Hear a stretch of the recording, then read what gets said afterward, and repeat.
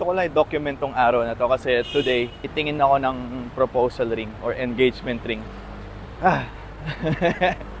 Ngayon ko lang siya nasabi sa harap ng camera.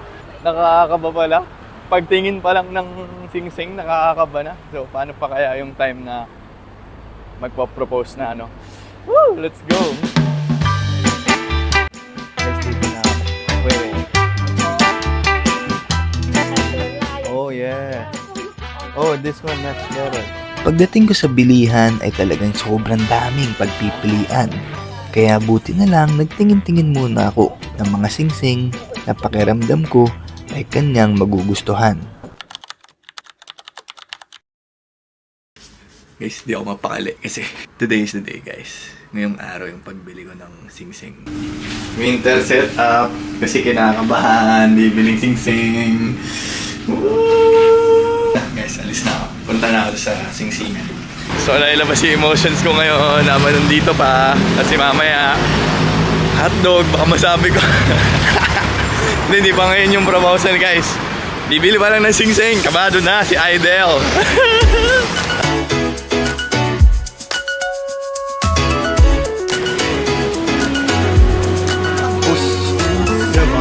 Wasabi. Yun? Guys, andito na ako sa bilihan. Marcus! Ay, hello po. Hi! Nakapala ko sa'yo, Pogi. Thank you po. Kung pala yan. Bumili ako ng singsing. Sa inyo ni Nika? Wow! Wedding gown niya ni Nika? Ay, wedding gown. Wedding ano? Hindi ba? Wedding Proposal ring. pa lang. Oh! Thank you, Kuya. Bye-bye.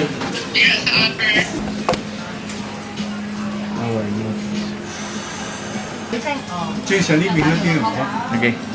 And you need to confirm the size is 11. 11. Yeah. Size 5. Yeah, 5. 11. Because only one time Yeah, I know. complete, yeah. Okay na, pauwi na ako. Medyo mahaba-haba yung proseso kanina ng pagbili kasi nahirapan ako pumili. Pero I believe that ring na yun yung pinaka the best for her.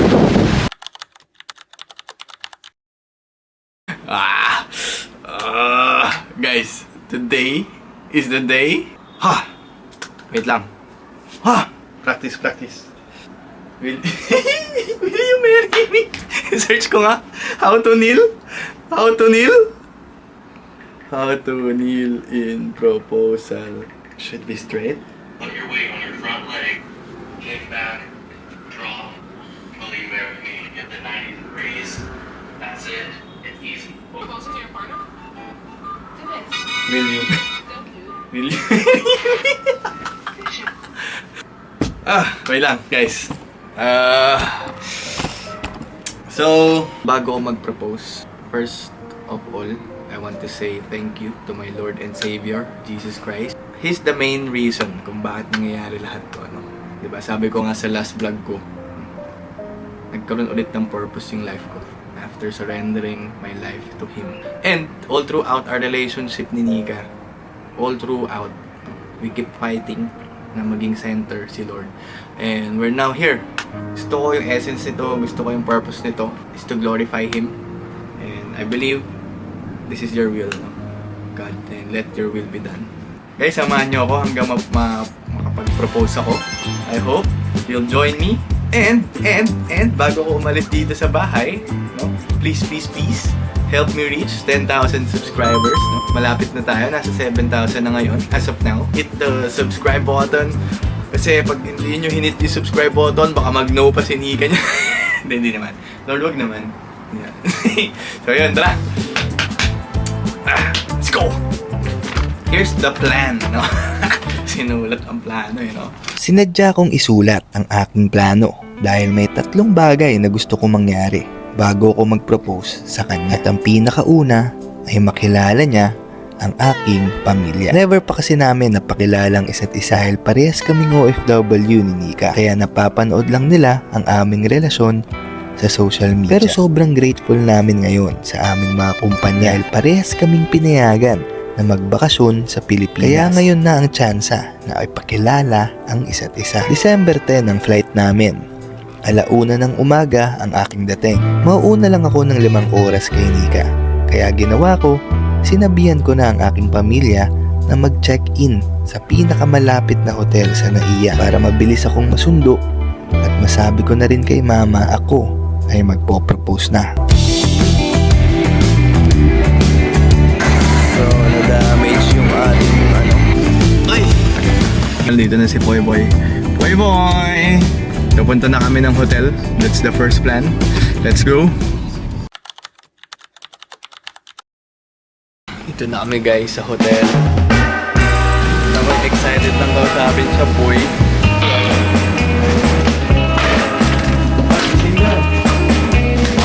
Ito na guys. Are you excited?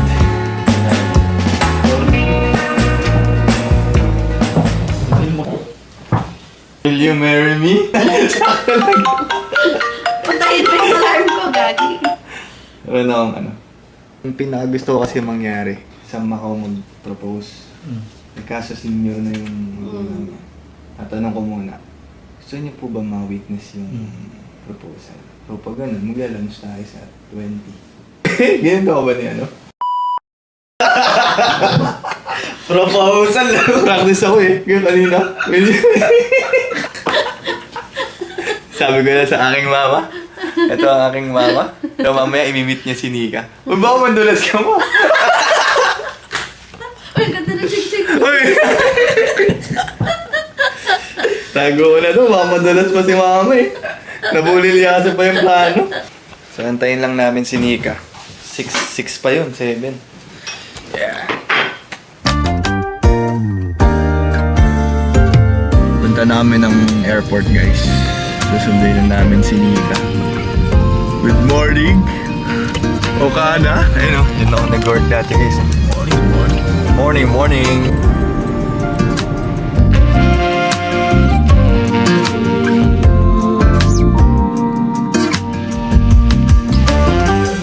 I know that I've been so far away.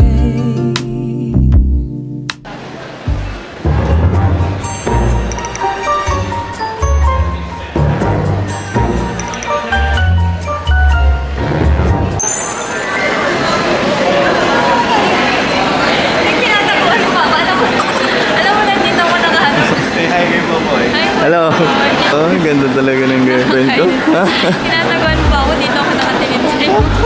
I've had a lot on my plate. I've been so far. Pati na yung dalawa. Hello, kamusta ang bakasyonista? Nakabahan. Ha? Ka pinakabahan. Hintayin namin kayo dito. 40 minutes lang bayaran namin. No? Kaya niyo po mag-antay? Ilang minutes tayo last? Ha?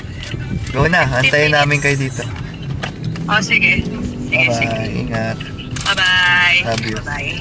Love you, bye. Pinabahan na naman. Kain muna kayo. Breakfast muna. Kain ka muna. Hindi na ako kakain. Tapos na.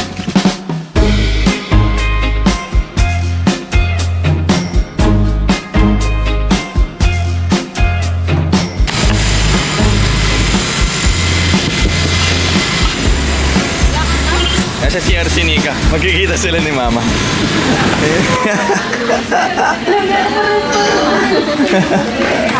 So yan na. Hug mo si ate.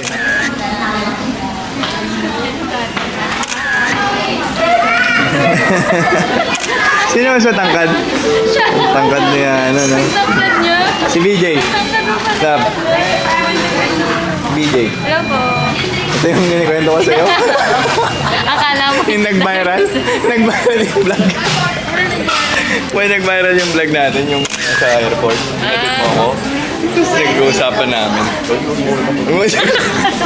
Ito pa lang ang pinakaunang gusto kong mangyari bago ko mag-propose sa kanya. Ipakilala siya sa aking pamilya. Naging successful naman ang plano at sobrang saya ng mga oras na to. Okay, baby. Okay, tumungo na tayo sa pangalawa na gusto kong mangyari bago ko mag-propose sa kanya. At ito ay makahingi ng basbas sa kanyang mga magulang nang hindi niya nahahalata. Well, medyo may hirapan ako dito dahil magdamag kami magkakasama ni Nika. Pero sabi nga nila, pag ayaw may dahilan, pag gusto palaging merong paraan. Kumanda siya. Guys, nakahanap ako ng rason. Boy! Sama ko yung kapatid ko, no? Kasi tatlo kami ni Popoy. Yan. Popoy. So yung kasama namin magdamag. Boy, nakahanap ako rason. Ako, boy. Hindi naman. Nag-blur ba? Hindi. Okay naman. Tapos sabi ko, boy, Ano? papagas tayo. Oh. Ha? Pero, ngayon na tayo manghingi ng Father's blessing, boy. Punta na tayo doon. Pupunta na tayo sa kanila. Kasi nakita niyo yung gas, wala nang laman. So nakahanap ako ng rason para makaalis tayo parehas. Punta na tayo doon. Papaalam na tayo sa parents ni Nika.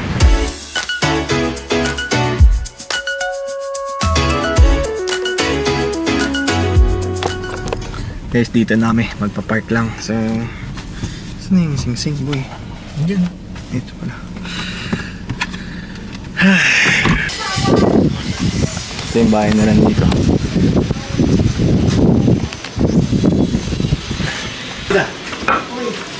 Ito pala. Pagpupropose ka? Talaga? Okay lang naman. Napabor naman ako kasi ilang taon naman siya. Saka, about mga sa akin, okay lang sa akin. So, masaya naman ako sa yung dalawa. At ang gusto ko lang happy siya. Sana huwag mo siyang pagbabayaan. Ganun. Maligalo siya. Hindi ka naman po kaya. Hindi naman ako importante sa akin. Papaalam lang din ako kay Papa. Kasi, since na pinanganak ko yan, hindi nakaras din ang sakit ng pananakit sa akin. Hindi ko talaga napapalo ng mga anak ko. Kaya naman talaga yung pag-asawa niya, mabait, hindi nananakit. Hindi po. Yan talaga ako. Yan ang importante sa akin. Maging mabait at mapag-alaga yung kanyang maging pag-asawa. Pero happy ako sa inyong dalawa. Sa tingin ko naman, mabait ka naman. Oo. Hindi po, hindi. Ay, baka masunog. Ikaw nila. Sige na. Luluto si Mami. Thank ko lang si Papa.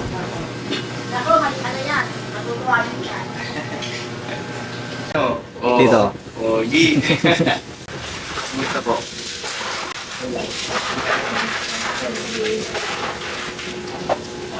Gusto lang sana ako sabihin pa. Walang humingi lang blessing.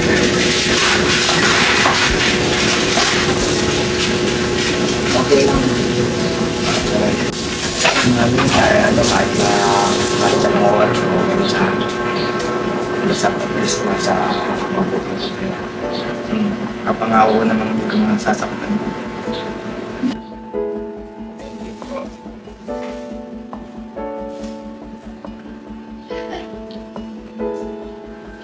Okay, nag-aasas din kasi yung pag-aasas.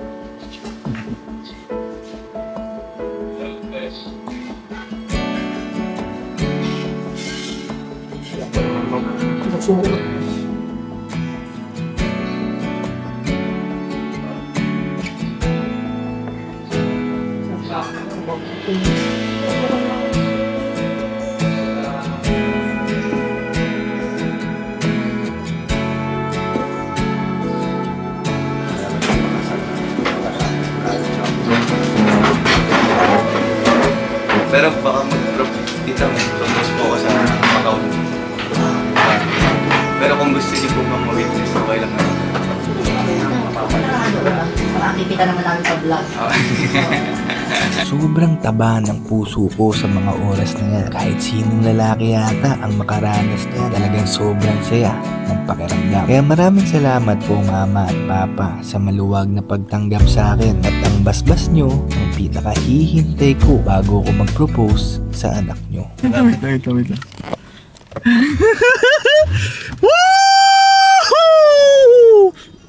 Ay, thank you Lord. Amen. Hallelujah. Muntik na ako maiyak, boy. Pero, kita may itsura ko, hindi mapakali. It's been a while. Simula nung ganun yung itsura ko. Thank you Lord. blessing upon blessing, abundantly. At binigay ang basbas, the Father's blessing. Anong mo, pre? Anong naramdaman mo, pre? Dahil lang naman gusto ng mukha mo doon. Saan yung nilang babae. Ako, wala eh. Anakan mo. Nag-anak agad eh. Okay lang yun, pre. May time yan. Nauna yung anak eh. Ito yung timeline. Iba-iba naman ang timeline eh. Huwag mo ikukumpara yung timeline mo, pre. Yun lang masasabi ko. Ayun yung tinakbo mo, pre. So, baguhin mo yung iba. Sa party? Hindi ko nga alam eh, oo. Sa amin dati. Dito kami dinala. Ito, Petro, no? Guys, tignan nyo yung text sa akin. Baby, ayusin mo yung mood mo. Parang yamot na yamot ka. Ah, effective! Kasi ayoko ipahalata yung emotion ko na galing ako sa kanila. So, paalam ko mapanood mo to lang, pero kailangan kong gawin to. Kailangan kong gawin magyamot-yamutan kasi pag mamaya yung emotion ko makwento ko eh. Uy, pumayag yung papa mo, may pakasal ka sa akin.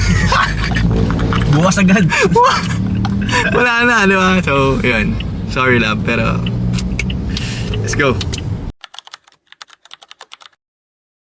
Okay, pumunta na tayo sa pangatlo na gusto ko mangyari. Dito ay kakailanganin ko ng kasabwat.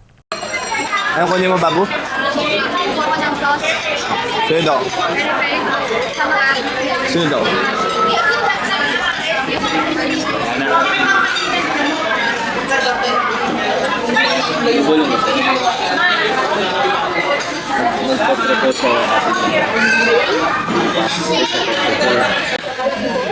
Mayayain mo sa mag-mails niya.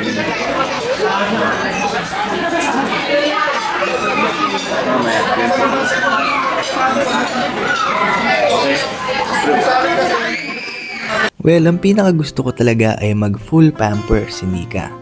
Kaya inaya ko ang aking kapatid na si Yana para hindi naman ganoon kahalata na ako ang may gusto. Si Ate Nika Pamper Day. Pamper Day. So magano si Ate Nika? Mag-haircut, mag-mani-pedi, Oh. bibili ng skincare, Oh. tapos, bibili lahat ni Kuya. Siyempre. It's in my bank account. Okay? Yes ka lang. Babaw ka mag-isa, Betty. At Yes? Yes? yes, ako mag-mani. Oo, ako na nga eh. Okay? Wow, dito naman.